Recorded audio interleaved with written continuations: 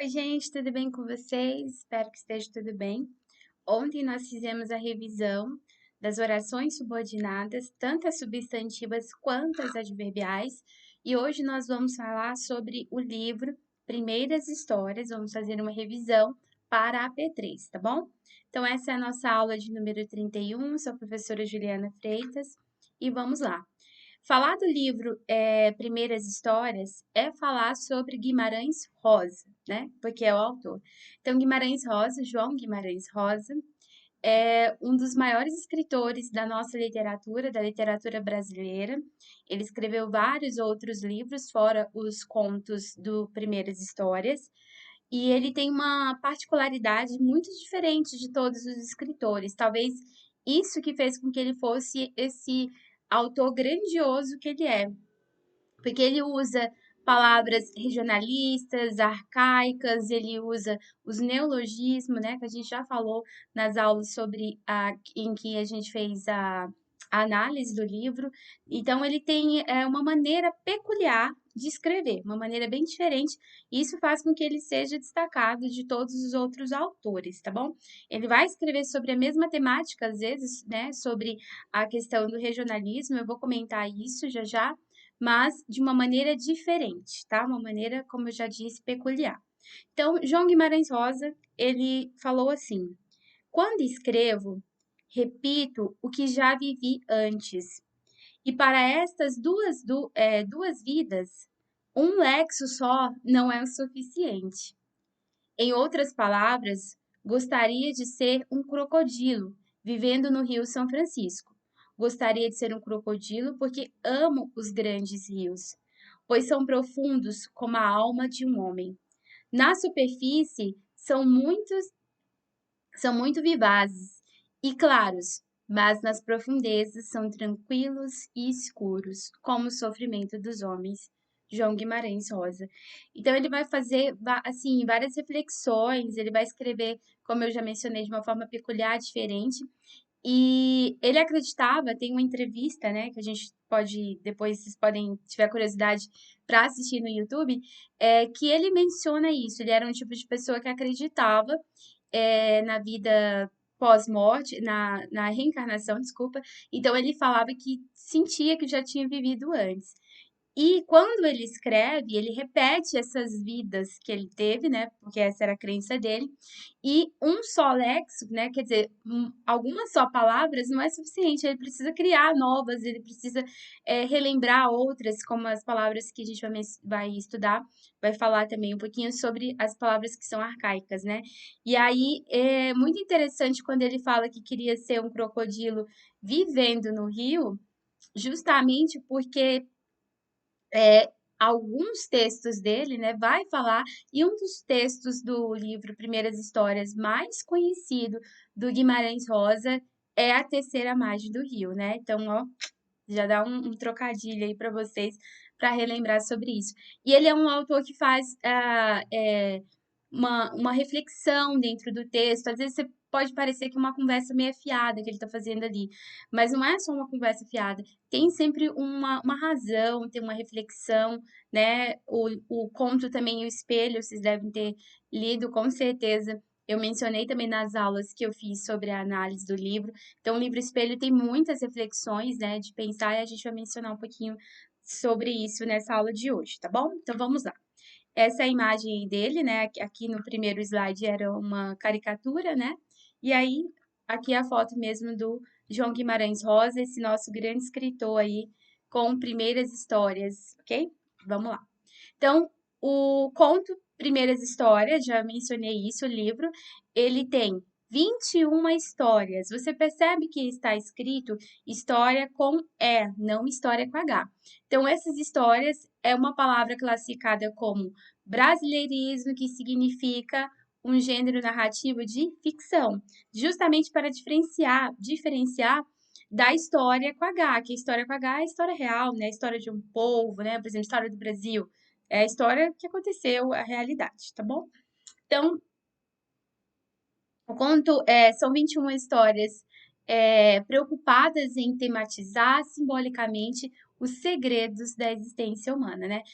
Todo conto que você lê, desde a Mágia da Alegria, que é o primeiro, até os Cismos, que é o último, e todos os outros, a gente tem reflexões, tudo que está escrito ali não está por acaso, né? Não é, a literatura tem essa característica de todas as palavras que são colocadas ali, são escolhas mesmo do autor, para que esse texto fique diferente, né? Para que esse texto fique mais rico, tanto no caso do Guimarães Rosa, das palavras, né, do léxico, quanto é rico nessa questão de a gente tirar várias percepções de dentro do texto, né?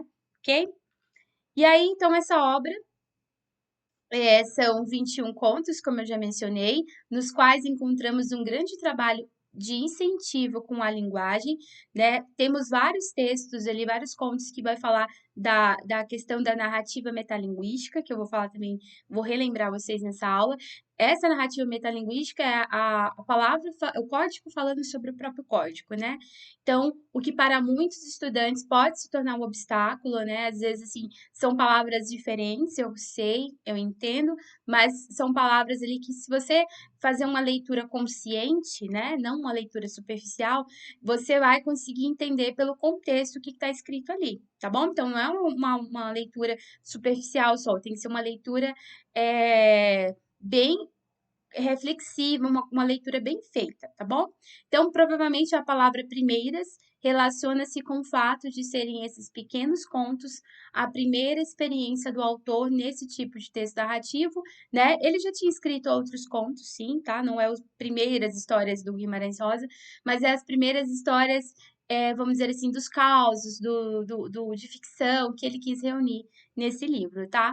O livro Primeiras Histórias, gente, não é um livro qualquer, assim, de contos que o autor escreveu e depois quis reunir numa coletânea. Não é isso, tá? A gente vê o caminhar mesmo dos personagens e ali uma preocupação, tanto que o mesmo personagem que abre o livro com a margem da alegria termina em cismos, né? Só que são dois momentos distintos da vida desse personagem. Então, tem um espelho, que é o conto espelho, que está bem no centro do livro, no meio do livro, dividindo 10 para um lado e 10 para o outro, e ele ali como no meio, fazendo os 21. Então, cada ponto que está ali não é por acaso, não foi escolhido só, vamos fazer uma coletânea, não.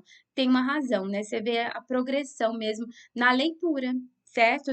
Tanto que lá, quando a gente chega lá nos Cismos, o personagem, ele tá muito mais evoluído do que quando ele começou. E assim é o leitor, quando você está caminhando pela narrativa, quando você está caminhando por dentro do texto, tá bom?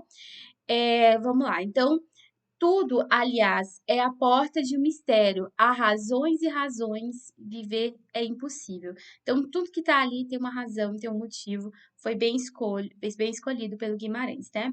Então, a partir de fatos banais, o autor discute temas que são universais. E essa palavra é muito importante. Então, ele trata de temas universais ali, né? Temas que poderiam acontecer em qualquer época, qualquer povo, certo? Então, porque ele trata de temas universais. Questões metafísicas que desde sempre angustiam o ser humano. Então, a morte é muito presente dentro do texto, né? Então, às vezes ela não é nomeada ali como morte mesmo, física, o personagem morreu, mas você sente ela ali por entre linhas quando você lê, né? Então, ocorrem momentos epifânicos, agora saiu certo, tá? Desculpa. Epifânicos, que são aqueles estalos, assim, que dá na nossa cabeça, sabe? Quando você tá lendo algo, ou você tá vendo algo, né? Pode ser um vídeo também, ou você tá escutando, pode ser também uma música, e aquilo ali faz um estalo, assim, na sua mente de abrir os teus ouvidos, os teus olhos para algo muito mais, muito maior, muito mais profundo. Então, esses momentos. Então, a gente tem esses momentos dentro do texto, principalmente no conto, por exemplo, A Terceira Margem do Rio, né? Que a gente para pensar e fala assim, gente, o que leva esse personagem, o que levou essa pessoa a sair da sua casa, do seu emprego, do seu convívio familiar com os amigos e ficar isolado dentro de um rio, né? Então, faz a gente ter esses estalos, assim, né, de pensar nessas situações assim, tá bom? Isto é, que revelam e iluminam toda a existência do personagem, né, da personagem, desses pequenos causos, como diriam os sertanejos do norte de Minas Gerais, que é o estado, né, amado pelo Guimarães Rosa. O autor extrai lições de vida, mesmo quando usa uma carga de humor. Mesmo quando tem humor, tem uma lição ali para a gente tirar, né? A gente pode ver isso no Conto Famigerado, em vários contos que tem essa questão de sempre estar passando algo. Há uma clara noção, em alguns contos, de que existiria uma força natural que, por meios os mais variados possíveis, faz com que o destino das pessoas se cumpram, né? Então, isso é importante também, né? Ali tem um caminho para ser seguido, o seu destino, né? A sua vida, como você vai seguir. Em geral, os protagonistas são crianças ou loucos ou estão à margem da sociedade, né? São seres portadores de alguma excepcionalidade, né? Então, eles são seres excepcionais. A gente pode ver isso com a menina de lá, né? Que ela tem poderes, vamos dizer assim, em outros contos também, né? Se comparados com o mundo real. Ali, meu amigo, a espécie humana peleja para impor ao latejante mundo um pouco de rotina e lógica, mas algo ou alguém de tudo faz para rir-se da gente.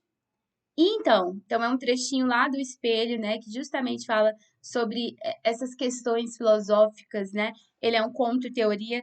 Lá no quando você começa a ler esse conto, o autor já te diz isso. Ele fala, olha, se você está procurando uma aventura, uma narrativa, esse conto não é sobre isso, esse conto é um conto teoria, né? Então, ele deixa isso bem claro. Então, na maioria, as histórias se passam em ambiente rural, a maioria, né? A gente falou isso também na outra aula que a gente fez a análise. Então, o espaço das narrativas, a maioria é nesse ambiente rural, desenhando-se aos olhos a espaçosa casa de fazenda, os quintais, ou a mata próxima aos grandes centros descampados, desculpa, mas há também a sugestão de lugares ou vilas, né, como em Fatalidade ou em A Benfazeja. E também centros urbanos, como a gente pode ver lá no Espelho, porque no Espelho ele fala que ele está no banheiro público de um prédio, né, de um edifício. E aí, edifício, a gente imagina que ele está, então, no centro urbano, tá bom? E principalmente também em Darandina, tá bom? E aí são os contos narrados em primeira pessoa, separamos aí Famigerado, A Terceira Margem do Rio, Pirlins Psique, O Espelho, O Cavalo que Bebia Cerveja, Lua de Mel, A Benfazeja, Darandinda, Tarantão, Meu Patrão, e os contos narrados em terceira pessoa, que é As Margens da Alegria, Sorocô, Sua Mãe e Sua Filha, A Menina de Lá, Os Irmãos da Gobé, Nenhuma, Fatalidade, Sequência, Nada e a Nossa Condição, Um Moço Muito Branco, Partida do Audaz Navegante, Substância e os Cismos, tá? Então são esses 21 contos aí, joia? Continuando então nas primeiras histórias, a gente tem a reinvenção do regionalismo. A mistura de influências manifestou-se na obra de Guimarães Rosa, na invenção de neologismos, a gente vai falar isso de novo, né? Vamos relembrar, revisar, que são o surgimento de palavras novas, nas narrativas epifânicas, no convite aos leitores a participar de um mundo mítico e desconhecido, mas cheio de amores, medos, ódios, morte e vida. Que é sobre isso. Nós temos tudo isso dentro desses temas universais. Observem que são temas universais: o amor, o medo, o ódio, a morte, a vida, tudo isso presente dentro do livro. Bom, então, meus primeiros livros, essa é uma citação do próprio Guimarães, ele fala assim que meus primeiros livros são simples tentativas de rodear e devassar um pouquinho o mistério cósmico, essa coisa movente, impossível, perturbante, rebelde a qualquer lógica, que é a realidade, que é chamada realidade. Que a gente que é a gente mesmo, o mundo, a vida. Antes, o óbvio que o frouxo, toda lógica contém inevitável dose de mistificação. A gente pode perceber também um quesinho de místico, né, dentro dos contos ali, justamente em alguns mais especificamente do que outros, mas a gente também consegue perceber isso. E essa questão aí do regionalismo, o Guimarães Rosa vai inovar. Ele vai estar dentro de um período literário, que vocês vão estudar isso melhor lá no ensino médio, chamado modernismo, né? E aí, dentro desse período literário, muitos autores vão escrever sobre a questão do regionalismo, né? Se voltar para o interior do Brasil e escrever sobre as regiões rurais do Brasil. Só que o Guimarães Rosa vai fazer isso de uma maneira mais diferente, mais peculiar, como a gente já comentou. Enquanto uns vão falar sobre o regionalismo lá do Nordeste, a maioria, né? Nós vamos ter várias vidas secas com vários autores falando, escrevendo sobre a região nordeste do Brasil. Ele vem com o sertão, falando do regionalismo do sertão de Minas Gerais, né? Então, Guimarães Rosa vem com o sertão um pouquinho mais para o sudeste, não tanto quanto os outros autores aí do Vidas Secas do Graciliano Ramos, que eu citei, que é um livro bem lindo, bem interessante, sugiro vocês lerem também, que fala sobre essa questão regionalista típica do sertão nordestino, tá? E o Guimarães vai falar da questão do regionalismo do sertão do sudeste ali, especificamente Minas Gerais, que é o estado dele, né? Então ele vai ter o poema Sacarana, vai ter vários textos falando sobre essa região do Brasil, tá bom? E aí a gente entra na questão também que é muito importante para a prova de vocês, na AP3, sobre o neologismo, né? Neologismos são criações, né? Criação de palavras novas ou atribuição de novos sentidos a palavras já existentes, né? Que é o caso do neologismo semântico, vou falar um pouquinho sobre ele. Então, o neologismo é muito presente dentro da obra do Guimarães Rosa como um todo, não só no livro Primeiras Histórias, que é o que a gente está estudando para a prova. Então, o inimigo se aproxima, parece que estaremos numa desvantagem de 10 para 1. 10 para 1. Então, sugiro que nos desaproximemos, né? Então, é até dificinho um pouquinho de falar, porque a palavra não existe na nossa língua portuguesa, tá? Então, desaproximemos é o neologismo aí, tá bom? Esse neologismo é o neologismo semântico. Por que é um neologismo semântico?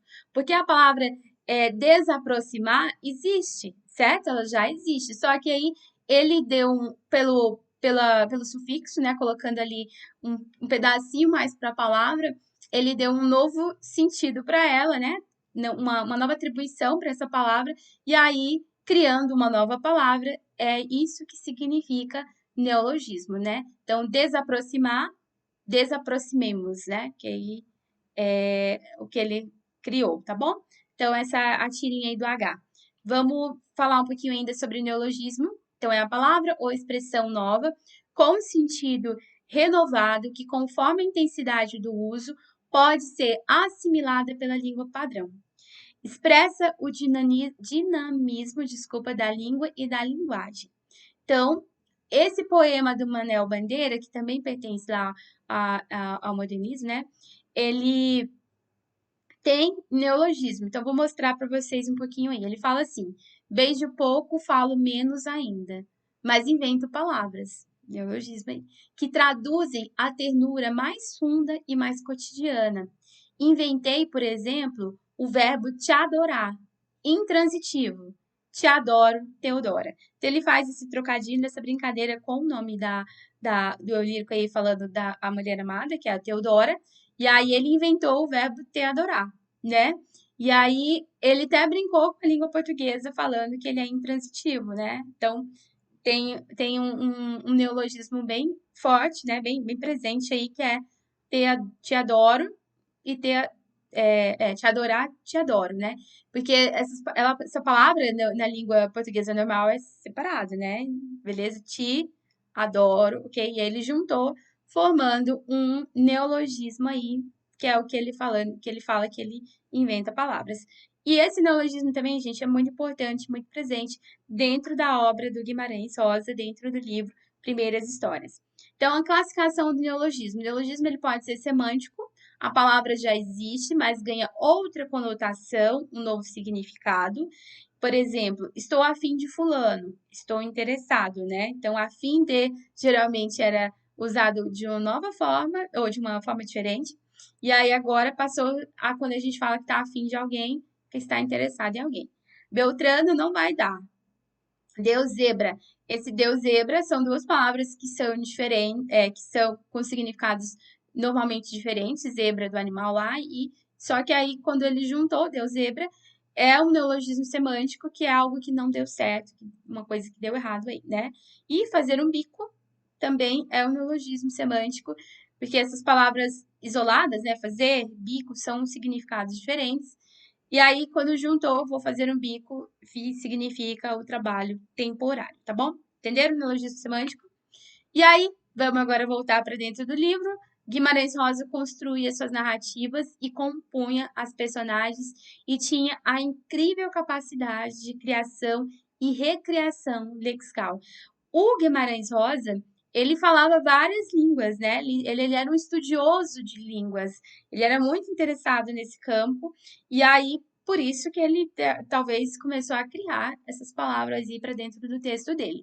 Então, encontramos exemplos desse tipo de formação neológica ao longo do conto famigerado, né? Como lá no conto famigerado tem cabes meditados, já tinha falado isso para vocês, que é a formação da palavra, de duas palavras, na verdade, né? Cabisbaixo com meditar, dificultação, palavra formada através da adição do sufixo dificultar, né? Do sufixo ao verbo dificultar, desculpa. E esses são os neologismos semânticos, que é o que a gente já vinha mencionando, que a gente também falou da tirinha lá do H, tá bom? Então, na aula, eu acho que vocês lembram, lá na aula anterior, né, antes do recesso, quando a gente estava fazendo aula para a P3, a gente leu uma tirinha do Calvin. E aí ele falava a palavra sobremesa. Sobremesa. Ixi, eu esqueci a palavra agora, gente. Eu sou sobremesa. Não lembro. Eu vou lembrar e depois eu falo para vocês. Então, mas vocês lembram da tirinha do Calvin, né? Como é que ele falava lá da questão que ele era. Ele falava assim: a mãe dele querendo que ele comesse, né? Que era comida de vegetariano, né? E aí ele fala: não, quero ser. Eu esqueci como é que ele fala, mas ele fala que queria comer muita sobremesa, tá? Depois eu falo para vocês. Vocês vão lembrar, com certeza. E aí, o Guimarães Rosa também utiliza algumas expressões arcaicas, né, dentro do livro Primeiras Histórias, justamente porque é um ambiente do sertão, do rural, e aí acaba que esse pedaço do Brasil ainda fala um pouco de algumas palavras arcaicas, né? Trouxe até uma imagem de um objeto, na verdade, arcaico para vocês lembrarem o que que é. Então, arcaico é aquilo que caiu em desuso, né? Então, a máquina de escrever, hoje ela só está lá no museu, né? Hoje nós usamos o computador, tablets e celulares, smartphones, etc. Né? Então, o arcaísmo é uma palavra ou uma expressão ou mesmo uma construção frasal que caiu em desuso, por isso que é arcaica. A gente diz isso, velho, né? Significa basicamente isso, tá bom? E aí, temos também muito presente dentro do livro Primeiras Histórias, a narrativa metalinguística, principalmente o conto famigerado, o conto espelho. O que seria isso, professora? O que é uma narrativa metalinguística, então? Ela é centralizada no código, usa a linguagem para falar dela mesma. A poesia que fala da poesia, da sua função, do poeta, um texto que comenta outro texto, tudo isso é metalinguístico. Então, por exemplo, a gente tem uma poesia que vai falar sobre a forma de fazer poesia, é metalinguístico. Se eu tenho um poeta falando sobre como ser poeta, metalinguístico. Então, um texto que comenta outro texto, metalinguístico. Isso acontece no conto famigerado. É um texto que comenta sobre o código, sobre as palavras, né? Justamente o Damásio, que é o jagunço lá, ele não sabe o significado da palavra famigerado. E aí ele vai atrás do médico para descobrir o que significa se famigerado era um xingamento, se era algo bom, né? Porque ele não fazia ideia, ele não sabia nem falar famigerado. Ele pareceu eu agorinha falando aí da questão lá do Calvin, que eu vou lembrar a palavra. E aí ele ficou lá no conto, vocês perceberam isso, né? Quem leu o conto sabe. Ele fica tentando falar, como a professora fez, né? Famigerados, ele não lembrava nem como é que falava, mas ele achava que aquilo ali tinha sido. Ele queria saber se aquilo ali tinha sido um elogio ou se tinha sido uma crítica, né? E aí, na questão do conto famigerado, a palavra famigerado no interior, ela foi muito usada é, no sentido ruim da palavra, né? Famigerado não é legal ser chamado. Porém, lá no dicionário é notável, célebre, né? E aí o médico percebendo isso, que ele poderia colocar em risco a vida dele tanto quanto a vida do moço lá do governo que chamou esse jagunço de famigerado, eles só falam para ele a parte boa, que é a parte que está lá no dicionário, né? Então, os dicionários, eles são exemplo de repositórios de metalinguagem, né? Então, eles são exemplo disso. Porque o dicionário tem a palavra e vem a definição. Então, um código falando sobre o próprio código. Então, podemos observar que na definição acima que se usa o código língua portuguesa, quando eu falo código, tá, gente? Estou falando de língua portuguesa, para se falar do próprio código. Ou seja, definir uma palavra na língua portuguesa, né? Então, às vezes, por exemplo, essa aula de metalinguística, né, que eu estou falando aqui com vocês, é uma aula sobre. Ela é metalinguística também, porque eu falando com código, né, através das palavras aqui, sobre o próprio código, né? Então, língua portuguesa é isso. A Terceira Margem do Rio é, sem dúvida, um dos contos mais instigantes de Guimarães Rosa. Acho que é um dos mais conhecidos do livro Primeiras Histórias, porque esse conto ele é instigante mesmo, né? A gente fica, como eu estava mencionando no começo, né? A gente fica pensando o que faz uma pessoa largar tudo e ir para ser a terceira margem de um rio, e, né? Abandonar tudo, abandonar a família, abandonar emprego, a vida que ele tinha para ficar isolado, ficar sozinho, né? Dentro de uma canoa no meio de um rio. O que será que passava na cabeça dele, né? Será que era loucura? Né? Será que era só loucura? Que ele ficou louco e aí deu a doida nele e foi fazer isso? Ou será que era mais um momento de introspecção, de voltar para si mesmo, para se conhecer, né? O Guimarães Rosa não responde, né, isso para nós. A gente fica ali comendo assim, né, comendo que eu falo, né, lendo ali para poder saber como é que vai terminar isso e aí para surpresa do leitor, não termina de uma forma concluída, né? Não tem um desfecho concluído. E aí, essas lacunas que ficam abertas no conto, quem tem que preencher somos eu e você, somos nós, os leitores, tá? Então, ele deixa para o leitor, para ele preencher essas lacunas, né? E aí, por isso, cada um vai interpretar, né, de acordo com as suas vivências, de acordo com sua maturidade, sua maturidade, desculpa. Então, cada pessoa vai, né, vai pensar um motivo, uma razão para esse senhor, para esse homem ter abandonado sua família e ter ido parar lá no Rio. E aí temos também o conto Espelho, que ele faz esse questionamento para o leitor, né? Ele fica ali o tempo todo conversando com o leitor, né? Em forma de outra pessoa, né? A gente não sabe quem é essa outra pessoa, a gente imagina que seja o leitor. E aí ele fica mantendo esse diálogo, porque essa outra pessoa com que ele vai falando, que o narrador vai falando dentro do conto espelho, em momento nenhum ela chega conversar com ele. Ela fica só recebendo, calada, né? Então, pode ser que sejamos nossos leitores. E aí ele faz esse questionamento bem reflexivo, bem, né, para pensar, né? Você chegou a existir? Será que existir Será que eu e você existimos? Será que só de estar no mundo, só de nascer é existir, né? Você pode pensar isso. Porque quem lê o conto sabe que ele, certo dia, ele se depara na frente de um espelho e ele não se reconhece mais, ele não se vê mais. Ele vê um monstro no lugar do rosto, da fisionomia dele, né? E aí ele vai passar por um processo para desconstruir essa visão que ele tinha. E aí tem lá dentro do texto, vocês vão ler, tá certinho. E nessa desconstrução, ele pergunta se você já chegou a existir e ele passa um bom tempo sem ver, não vê mais nada. Não vê mais um monstro, não vê mais a fisionomia, não vê nada, né? Porém, no final lá do conto, ele consegue voltar a ver, né? E ele consegue se ver de uma maneira diferente, né? E esse conto é interessante também por causa disso, porque às vezes, assim, numa entrevista de emprego, sei lá, as pessoas perguntam quem é você, né? Fala um pouquinho se fosse para mim. Quem é a professora Juliana? Quem é você? E é uma pergunta difícil de responder. Se fosse para falar do fulano, né? Falar assim, quem é aquela pessoa? Você falaria, aquela pessoa é assim, assim, assado. Mas quando é nós, né? Então, quem é você? Será que você já chegou a existir? Né? Então, é muito lindo, muito interessante esse conto. Leiam, tá? Façam anotações, ok?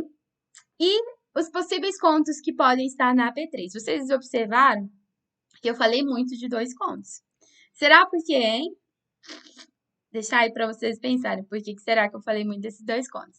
Mas, eu vou colocar, são 10, são 21 ao todo, porém, vou deixar 10 que são os possíveis que podem cair na AP3. Dentro desses 10 vai cair 3, tá? Então, leiam o livro inteiro, vocês vão gostar demais, tá?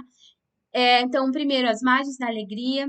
Segundo, Famigerado. Não tá na ordem aqui certinha, tá, gente? Porque são os 10 possíveis que podem cair no livro. Ou cair na prova. Tá? Os Irmãos da Gobé. A Terceira Margem do Rio. O Espelho.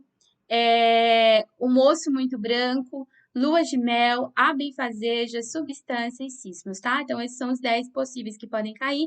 E os outros 10 é interessante você ler, você conhecer as histórias, outros 11, desculpa, tá bom? Então, é isso, pessoal. Espero que vocês tenham gostado, espero que vocês tenham entendido. Fizemos a nossa revisão para a P3, lê com atenção a prova, que vocês vão conseguir tirar nota boa, que ela tá bem tranquila, tá bom? Então, é só ler o texto, fazer as anotações, vocês vão conseguir tirar nota boa, tá bom? Então, até o próximo, nossa próxima aula, tá bom? Beijos, tchauzinho, gente!